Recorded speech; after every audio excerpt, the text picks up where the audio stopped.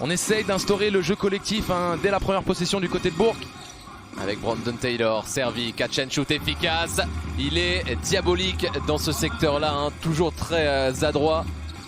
Quémande à l'arbitrage le fait que l'arceau avait été accroché. Un nouveau catch and shoot et celui-ci il est primé.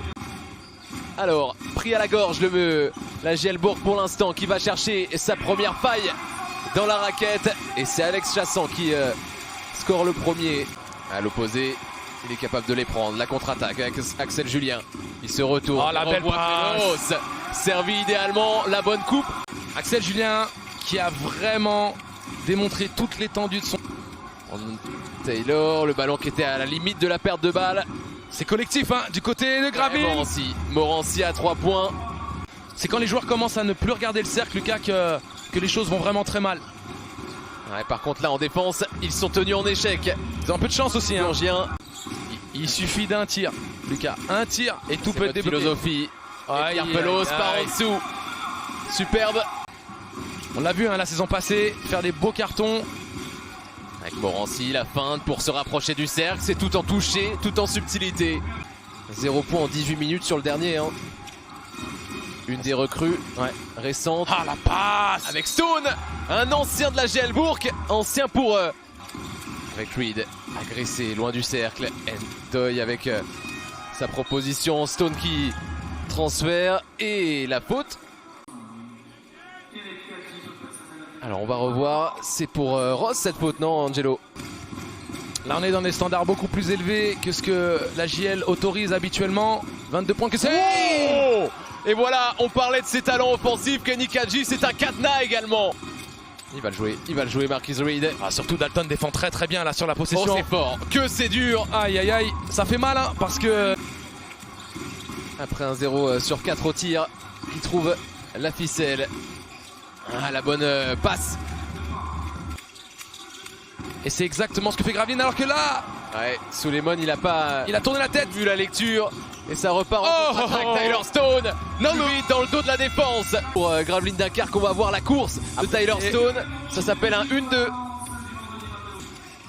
Qui a retrouvé une place sur un banc de Betclic Elite la saison dernière. Et on revoit toute l'explosivité. Par contre, au niveau de sa gestuelle de tir, il alternera le chaud et le moins chaud parce que la trajectoire plate qui est la sienne... la bonne passe. Maïka, et ça sera un 2+1 à suivre pour Pierre Pelos. Toujours cette équipe de la GL Bourg qui défend très très haut. Oui. Avec Pelos qui est battu une nouvelle fois sur la vivacité. Des statistiques très dures pour la GL Bourg. Pendant ce temps-là, ça ne tombe pas dedans également pour Gravelines Dunkerque. La course d'Axel Julien, les deux meneurs qui font équipe. Une belle paire d'arrière français pour le coup. Le 2 contre 1 bien géré. Avec la finition sous les yeux des supporters. Quand ça veut pas. 1 sur 10 désormais à 3 points. Et ce sont des bons tirs Lucas, ce sont des bons tirs. On peut pas reprocher un manque de mouvement de ballon. Kenny Kadji, le diable Kenny Kadji. Si Pelos est allé à la ligne des lancers tout de suite, c'est qu'il savait que c'était la 5e faute d'équipe. Débressant, voilà pourquoi il n'y a pas eu de N1. On adore ça. Et la deuxième chance sera la bonne pour John Jenkins. À Bourg-en-Bresse, c'était une des demandes de Laurent Leniam quand il a signé à la GL Bourg. Avec Pierre Pelos, ça c'est une première intention. Alors, et il l'a saisi. Olejniczak, je vous fais confiance. On m'a corrigé, c'est pour ça. Ouais, on m'a corrigé. Donc alors. Et bingo pour Axel Julien. Doit prendre plus de responsabilité, d'avoir plus d'agressivité puisqu'il est capable d'allumer la mèche. Et le stop défensif. Et voilà, Pelos, un peu à l'image de ce qu'avait proposé Kadji tout à l'heure. Un contre efficace et il met de la folie dans son jeu.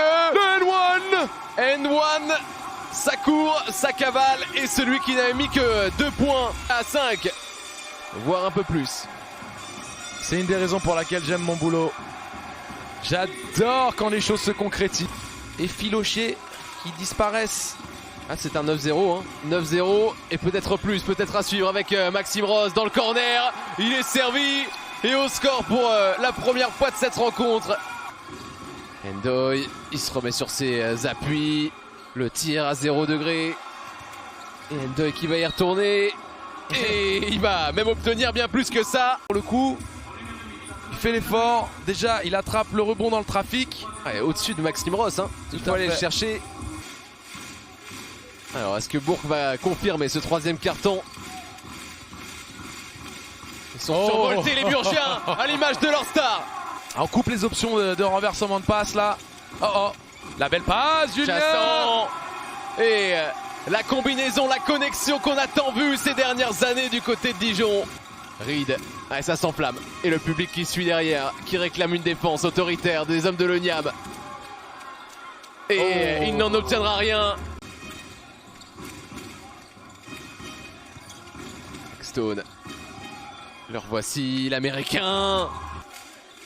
Il faut prononcer correctement les noms des joueurs alors qu'il y a un oubli. Surtout surveiller dans le dos. Quand Maxime Ross.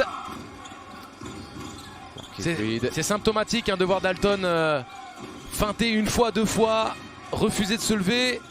Bah, et il y en a un, lui, il est debout. Il n'y en a pas eu beaucoup des MVP en cas de défaite. Il y a eu Jerry West en finale NBA, mais pourquoi pas. Ouais, Street qui continue. Hein. Nous entendu. C'est pas le premier aussi pour la GL Bourg. Hein. On repense à celui de Suleiman en début de match. En attendant, il y a un joueur qui est gracieux. Quelle classe. Vous voyez les détails. Les détails du basket, la passe lobée, le clinique à la distribution là, Axel Julien.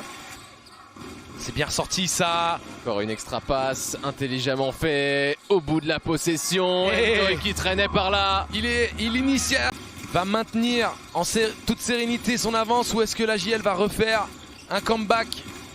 J'ai envie de dire héroïque à ce stade. La punition de temps spectaculaire. 68 points encaissés pour l'instant par la GL Bourg et revoici dans le corner John Jenkins. C'est soit on va avec certitude vers le cercle, soit on est dans de la création entre les deux alors que Julien la passe. Suleiman qui va devoir finir en force, voilà, dans le trafic.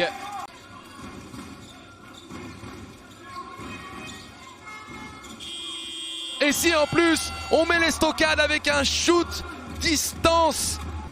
En tout cas, chapeau à cette équipe de Gravelines qui a tenu le choc. Bang bang, boogie woogie derrière. En plein doute. Déjà après 5 journées, après 4 défaites, ça va être la 5e consécutive, toute compétition confondue. Le dunk n'y changera rien et le buzzer qui retentit 66-81. 3e défaite consécutive en Betclic Elite pour Bourg-en-Bresse.